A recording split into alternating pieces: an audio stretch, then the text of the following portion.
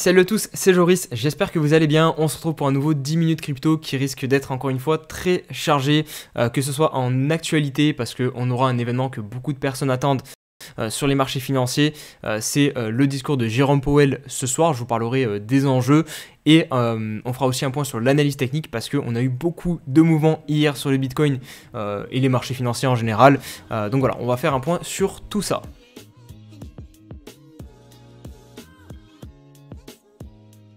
Au niveau de la map crypto, on est dans le vert aujourd'hui avec un Bitcoin presque à 18 000 $, 17 800 au moment où je tourne la vidéo, plus 2,5%. Je tourne la vidéo aux alentours de midi 13h, donc voilà, en fonction du moment où vous la verrez, surtout en ce moment avec les événements qui nous attendent, notamment ce soir avec la réunion de la Banque centrale américaine. Il peut y avoir pas mal de volatilité. L'Ether 1324 $, plus 3%. Et on a quelques alts qui sont quand même bien dans le vert foncé, notamment Atom ici, on le voit très légèrement. Avalanche plus 6%. Solana aussi à peu près plus 6%. Et là on a deux cryptos qui prennent aussi des beaux pourcentages. Ton plus 20% quasiment. Et TMG la même chose. Allez, on commence par le graphique du Bitcoin et hier on a donc eu la cassure de ce niveau des 17 400 $ avec cette belle bougie d'impulsion. Donc là c'était vraiment le niveau pivot dont je vous parlais depuis pas mal de vidéos maintenant, les 17 300, 17 400. C'est cassé, on s'est téléporté directement sur le prochain niveau de résistance dont je vous parlais. Donc vous voyez l'analyse technique, des fois ça fonctionne, et ça fonctionne quand même assez souvent je trouve. Donc là on a eu un premier échec pile poil sur les 18 000 avec un petit rejet au niveau de la mèche, mais ça reste encore raisonnable. On clôture assez loin des 17 400 et on semble bien maintenant avoir au niveau du court terme une bonne dynamique haussière. Regardez aussi le croisement des moyennes mobiles, la plus court terme, la jaune moyenne mobile sur 9 périodes qui passe au-dessus de la mobile 21 périodes, donc ça c'est un signe haussier. Reste plus qu'à repasser au-dessus de la moyenne mobile 50 périodes et là on sera au niveau du moyen terme sur une dynamique haussière. Donc franchement sur le graphique daily il n'y a pas plus à dire, on est haussier. Le RSI aussi qui repasse dans la partie au-dessus de 50, donc ça aussi c'est plutôt positif, pas de divergence baissière, donc vraiment rien à signaler. Le prochain niveau à faire tomber c'est évidemment le niveau des 18 000 et tant qu'on n'a pas de réintégration sous le niveau des 17 400 $, eh bien pour moi on continuera à monter sur le Bitcoin. On va analyser rapidement en 4 heures aussi, histoire de vraiment voir au niveau du plus court terme les niveaux importants. Donc ce qu'on peut noter, donc ici on a la bougie de breakout de ce niveau des 17 400. On est venu chercher avec une mèche les 18 100. Donc pour moi un niveau important à noter ça va être la mèche, donc 18 100. Hein. Là on fait avec ce qu'on a, on n'a pas beaucoup de bougies depuis ce breakout. Donc c'est pour ça on doit prendre cette mèche en compte, les 18 100. Et à l'inverse, le niveau à surveiller, c'est le haut du range ici, donc à 17 400 et quelques. Si on commence à avoir des bougies 4 heures reclôturées sous ce niveau-là, ça sentira clairement pas bon pour le Bitcoin. Mais ce qu'on peut constater, pareil, il n'y a pas de divergence au niveau du RSI, donc entre guillemets, tout va bien et il n'y a pas de raison que Bitcoin s'arrête de monter. Et personnellement, la zone des 18 000 sur Bitcoin m'intéresse grandement parce que si on bascule sur l'hebdomadaire, je vous l'avais dit, pour moi, si on réintègre cette zone qui est le précédent support de la zone de consolidation qu'on avait depuis début juin, pour moi, ça sera un signal haussier et ici, normalement, voilà, je vous le dis depuis pas mal de vidéos, je reprendrai des positions, donc je passerai une partie de mes stablecoins sur des crypto-actifs, que ce soit du Bitcoin, de l'Ether ou d'autres. Hein, on regardera les setups ensemble en temps voulu, hein, si on a ce fameux signal de réintégration des 18 000 $. Donc clairement là, moi, je suis impatient et j'espère que le Bitcoin va réussir à repasser donc au-dessus de ces 18 000 $. Au niveau sinon des indices américains du SP500, on se doit de refaire un tour là sur le SP parce qu'il s'est passé aussi quelque chose hier.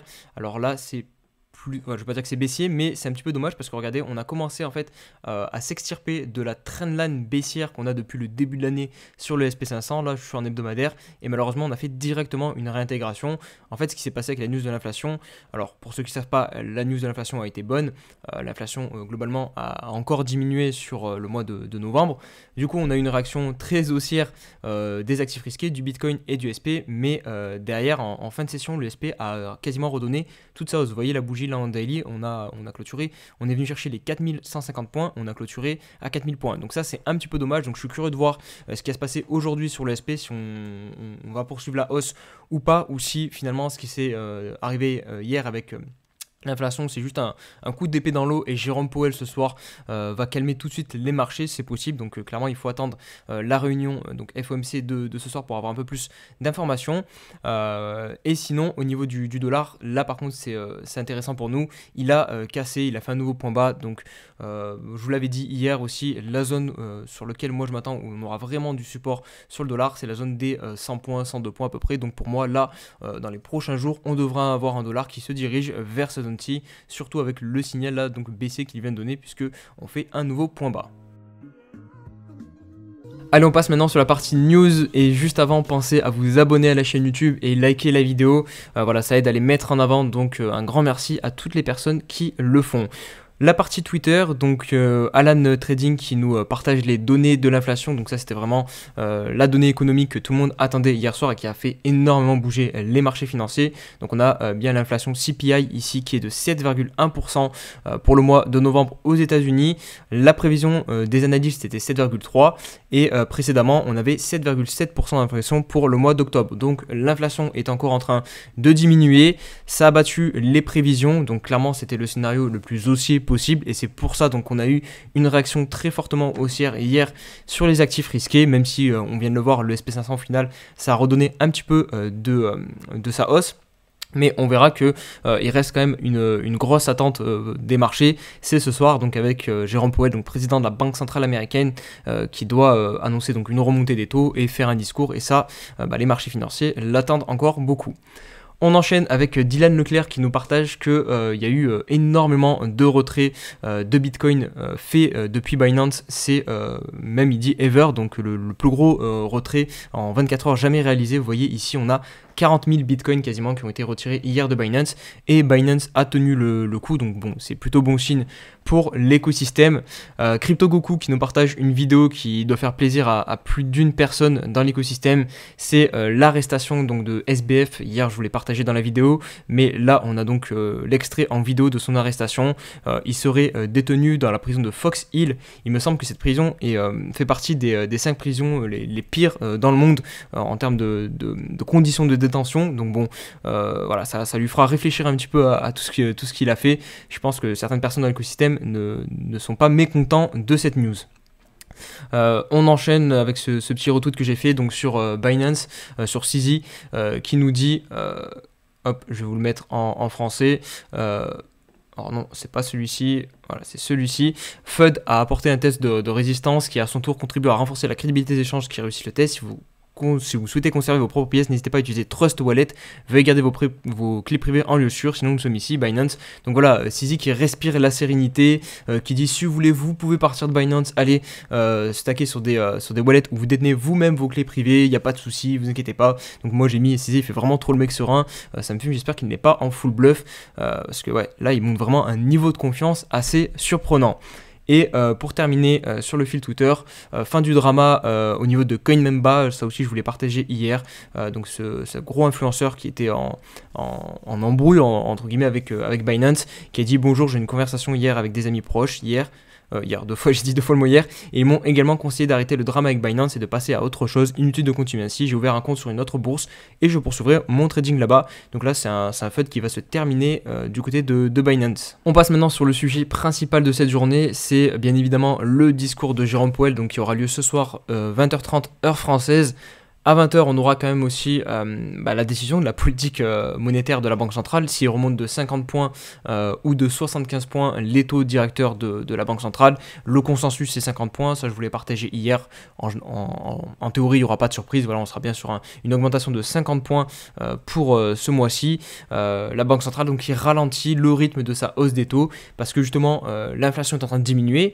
L'économie, il ne faudrait pas la faire plonger en récession et pour le moment, elle se maintient plutôt bien avec les données économiques qu'on a. C'est ce que notamment on apprend dans cet article, hein. Je vous invite à aller le consulter si vous voulez plus d'informations.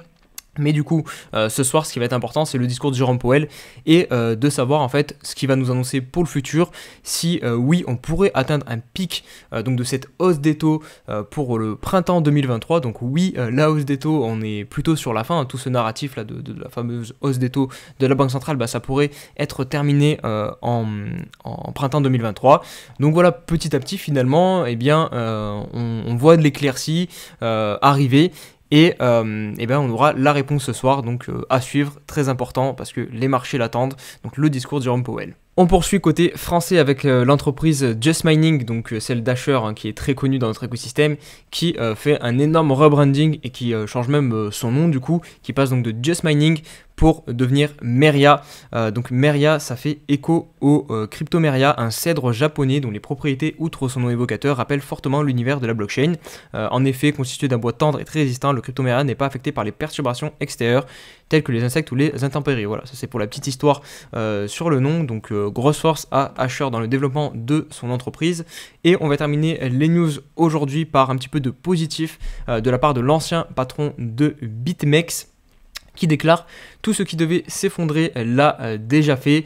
Je pense que nous sommes dans la phase de bottom si on regarde vers l'avenir. Presque tous ceux qui pouvaient faire faillite ont fait faillite. » Et dernière petite déclaration intéressante, lorsque vous regardez le bilan des crypto-entreprises en perdition, il n'y a plus de Bitcoin dessus parce que voilà ce qu'ils font, ils vendent leur Bitcoin alors qu'ils se dérivent à la faillite et à la fin, ils auront vendu tout leur Bitcoin pendant la vague qui a précédé leur faillite. Et on termine la vidéo avec le point sur mon portefeuille, donc 13 800 €, donc je remonte un petit peu, 0,83 BTC, donc là la valeur a un petit peu chuté si on parle en Bitcoin. Là vous avez la répartition, bon pas grand chose à signaler aujourd'hui, comme je le dis, j'attends le retour des 18 000 $ pour au moins faire du mouvement, hein, racheter un petit peu de crypto actifs, sinon bah je suis en stand-by, on attend patiemment. Voilà les amis pour ce 10 000 crypto, j'espère qu'il vous aura plu, si c'est le cas, bah, n'hésitez pas à liker, vous abonner, vous connaissez la chanson, et je vous dis à très vite pour une prochaine vidéo, prenez soin de vous, allez, ciao ciao.